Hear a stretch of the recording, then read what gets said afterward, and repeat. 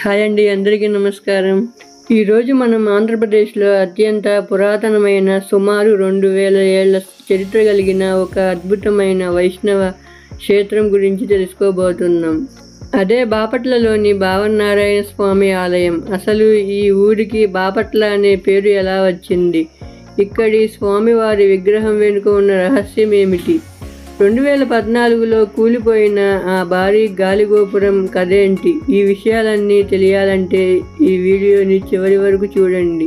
పురాణాల ప్రకారం కృతయుగంలో కశ్యప ప్రజాపతి ఒక గొప్ప యజ్ఞం చేశారు. ఆ యజ్ఞం ఫలంగా సాక్షాత్తు శ్రీ మహావిష్ణువు ప్రత్యక్షమయ్యారు.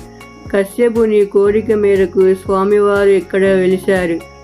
భక్తుల భావనలో నిలిచేవాడు కాబట్టి ఆయనకు భావనారాయణ స్వామి అని పేరు వచ్చింది. ఈ క్షేత్రాన్ని దర్శిస్తే ముక్తి లభిస్తుంది. చరిత్రలోకి వెళ్తే ఈ ఆలయాన్ని క్రీస్తు శకం 594లో శాలివాహన శకంలో నిర్మించినట్లు ఆధారాలు ఉన్నాయి.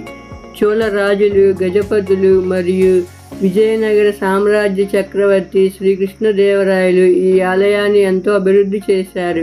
ఆలయ స్తంభాలపై ఉన్న శిల్పకళా చాతుర్యం ఆనాటి వైభవాన్ని మనకు కళ్ళకు కట్టినట్లు చూపిస్తుంది.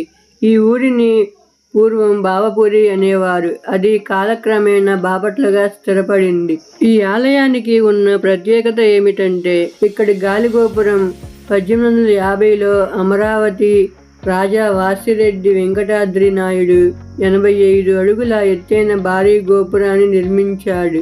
అయితే దురదృష్టవశాత్తు 2011 అక్టోబర్ 23న ఈ చారిత్రక గోపురం కుప్పకూలిపోయింది.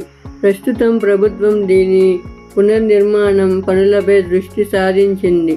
ఆధ్యాత్మికతో పాటు అద్భుతమైన చారిత్రత కలిగిన ఈ భావనారాయణ స్వామి ఆలయాన్ని ప్రతి ఒక్కరూ దర్శించుకోవాలి. ముఖ్యంగా పవిత్రోత్సవాలు, రథోత్సవాల సమయంలో ఇక్కడ సందడి వర్ణనాతీతం. ఈ వీడియో మీకు నచ్చినట్లయితే వీడియోకి ఒక లైక్ చేయండి. మరిన్ని ఆసక్తికరమైన ఆలయ విశేషాల కోసం మా ఛానల్ని సబ్స్క్రైబ్ చేసుకోండి.